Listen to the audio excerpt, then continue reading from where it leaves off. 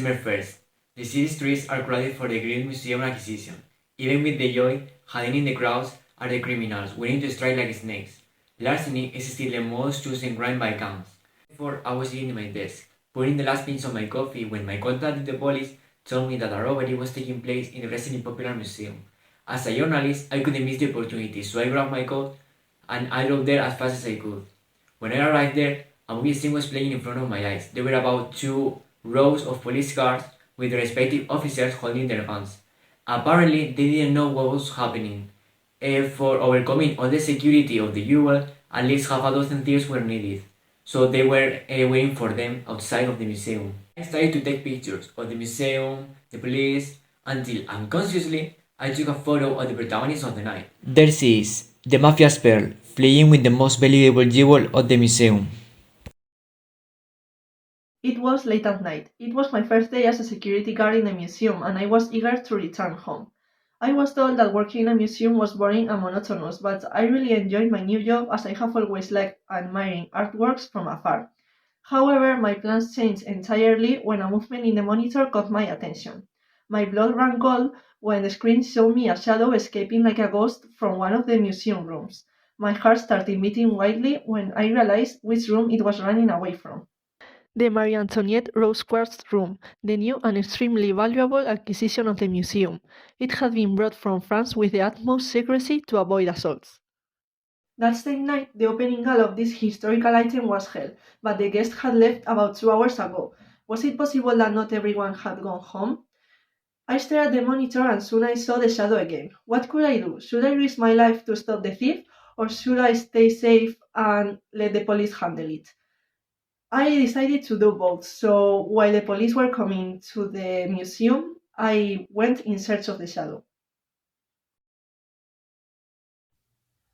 I took advantage of the party to enter to Marie Antoinette's exposition wing.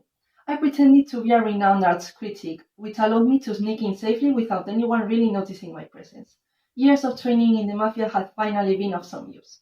Besides, all of those poor people invited to the party thought so highly of themselves that they never looked around carefully, which clearly facilitated my work. My objective, Marie Antoinette's rose quartz, valued at 3 million euros. I remained hidden behind a painting until 2 strokes of the clock warned me the time had come. I left the safety of the painting with an agility and discretion only provided by years of practice, and I approached silently to the armor display case. I opened the display case with a key that I had stolen to the director's museum a week before the robbery. How did I do it? Well, if a thief wants to succeed, he must have 1,000 faces. The case opened softly while my heart cuts, secretly waiting for the alarm to betray me at the last moment. However, it didn't, and I took the quartz and held it between my fingers, admiring it. That was the treasure that would allow me to get rid of the mafia and strengthen my position in the elite of thieves. I would no longer be the mafia's pearl. I would have my own name. However, the appearance of that girl jeopardized my plans. I was at the museum, as always, looking for some painting to get inspired, but that day it was different. I was there looking for a paint. The paint of Marie Antoinette in a muslin dress by Brigitte Lefebvre.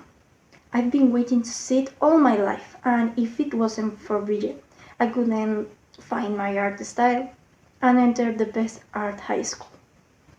I was mesmerized by looking at the painting, so I didn't realize that 4 hours had passed, and I was alone in that room full of beauty. I decided to go to the Marie Antoinette's jewelry wing, even though I had to go home. The first thing I saw was an empty case, and next to it, a woman. We were both petrified, but she reacted quickly and started running away. I finally understood what was happening, and my body started to move on its own, and I ended up chasing her. We were both running for more or less 6 minutes, but it felt like a full hour. I was exhausted, and I almost gave up. We turned the corner, and suddenly a woman who seems to be the security guard jumped on her. While they were struggling, I took a fire extinguisher and tried to hit her with it. but I ended up hurting my own leg. The thief escaped again, but this time it wasn't me, the one who after her. An hour later, the police told me that unfortunately the security guard fell and couldn't catch her. But, well, now she's on the hunt. At first, I didn't notice her presence in the photo, so I continued taking photos until I decided there were no more interesting details to be captured. Then I managed to get into the interior thanks to the absence of the security guard. Inside, I started to hear a woman moaning and people struggling. So I approached it and I found a woman struggling not to cry while holding her leg with a fire extinguisher next to her. And also there was an unconscious woman nearby. Me and the girl took the car out, and outside, my secretary rushed to me and told me that we had taken the only known photo of the thief and that we may become famous if it helped the police. I went to work wanting to be the best security guard the museum have ever seen, but everything went wrong. If I had checked better that everyone left the building, this situation wouldn't have happened. If I were stronger, I would have caught the thief.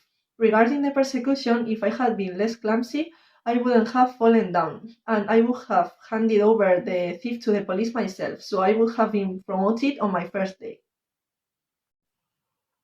Although I don't usually make mistakes when it comes to stealing, I regret having started to think about my own fame while I was doing my job. It is a well-known fact, not only in the field of theft, but in every other field, that if you take delight in the future success that your task will provide you before even completing it, failure and disappointment will be assured. If I hadn't been carried away by promises of glory, the police wouldn't have taken me that photo. I love my job, and I have uncovered several criminal cases, even before the police, but this time it has been different. If I had entered the museum instead of taking photos outside, I would have been able to help the guard and the girl to trap the thief. Or maybe if I just started running instead of walking, I would have been able to help them or at least take a closer picture of the thief. I love it painting, and I don't really regret anything except going to the another room. I mean, if I hadn't gone there, I couldn't have gotten hurt, and I couldn't have skipped a week of high school. Also, if I hadn't done anything, maybe the guard could be able to catch the thief. I'm so sorry for that. Tuesday, December 20th. After 19 days without any clues, we finally got her. The police have received new information about the famous thief of Maria Antoniette's roseward, the protagonist of the first day of this month. She is currently at Los Angeles airport on a route to Australia. The Los Angeles police have sent 50 agents after her. She has no escape. We will keep you informed.